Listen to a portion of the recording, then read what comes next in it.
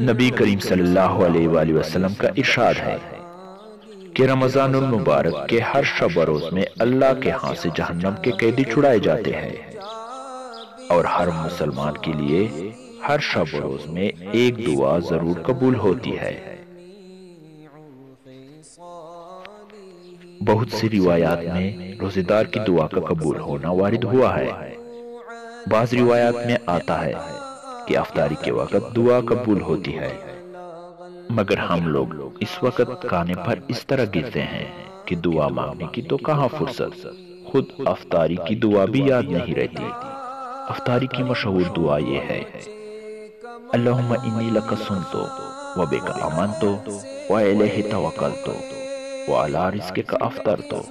ترجمہ: اے اللہ، تیرے لیے ہی روزہ رکھا اور تجھ پر ایمان لایا ہوں، اور تجھی پر بھروسہ ہے، تیری ہی رزق سے افطاری کرتا ہوں۔